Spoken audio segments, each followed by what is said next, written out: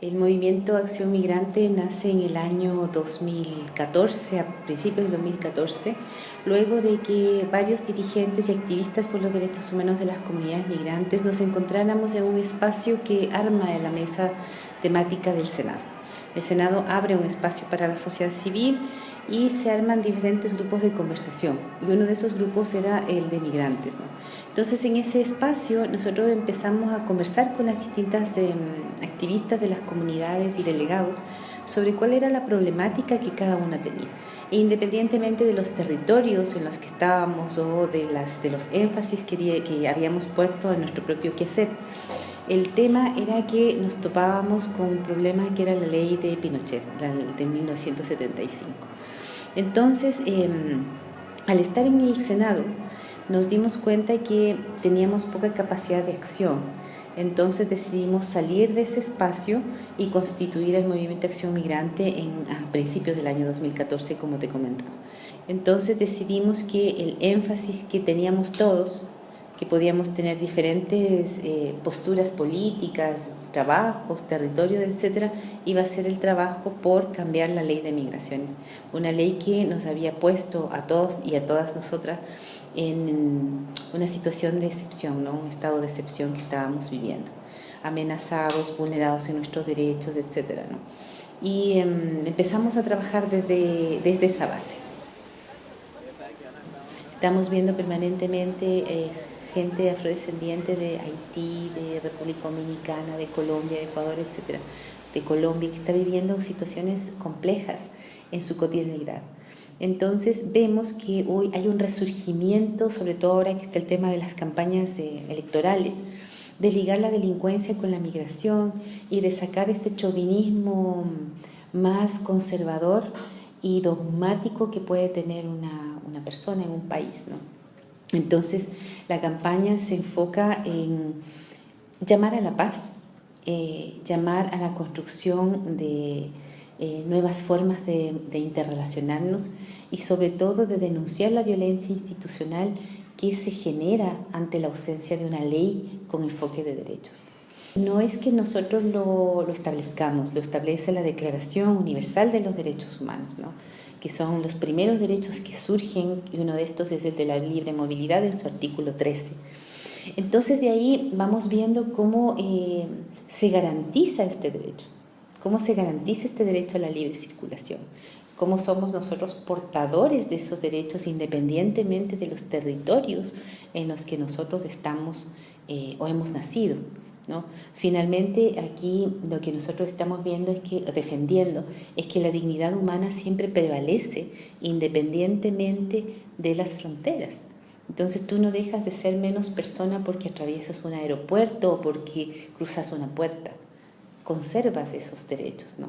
Sin embargo, los derechos tienen que ser exigibles para que sean derechos.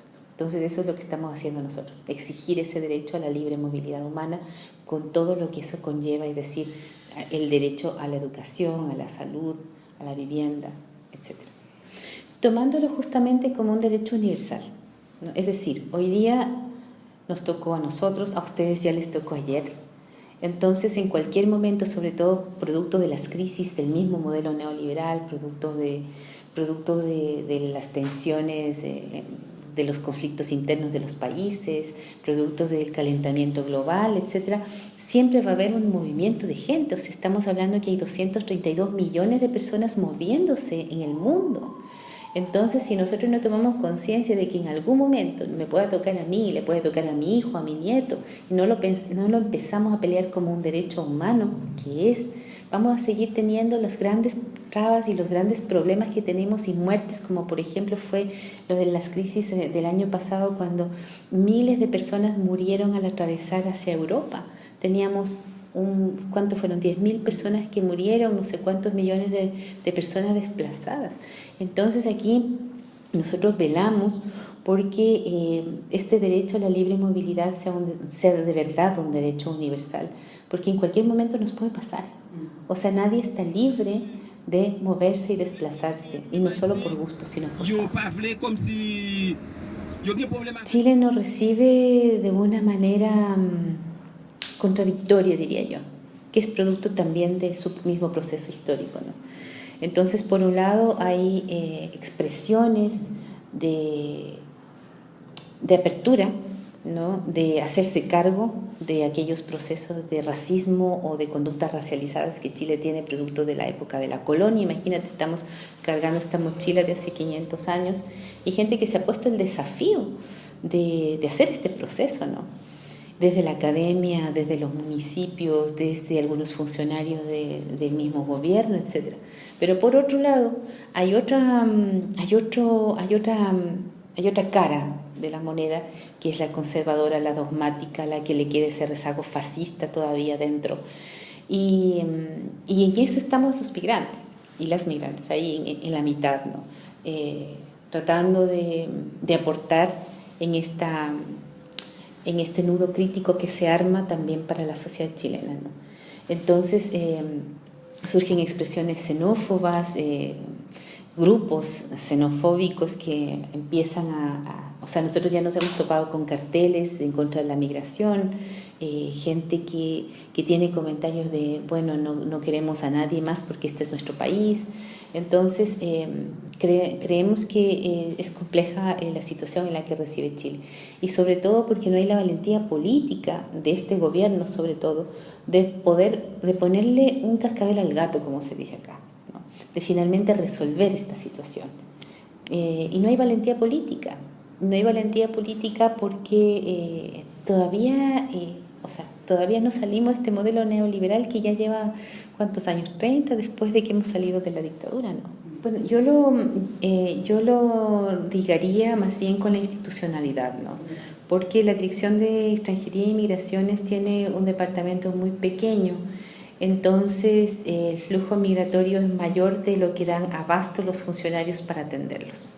Entonces vemos largas filas, funcionarios que están agobiados por el trabajo y estresados también, debido a la burocracia que implica tener todo el papeleo que te piden.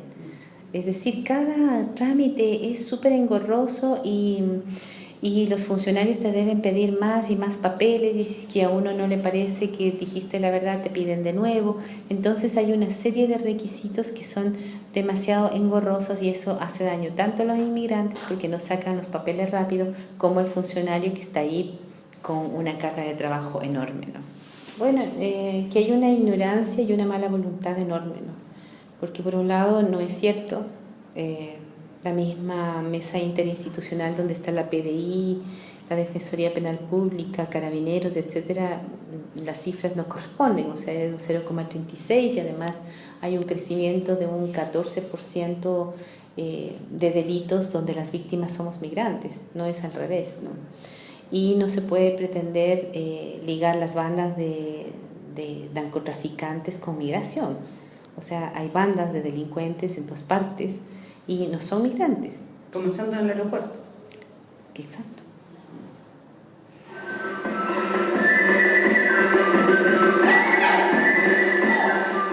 Bueno, siempre el trabajar colectivamente es mucho mejor que trabajar individualmente, ¿no?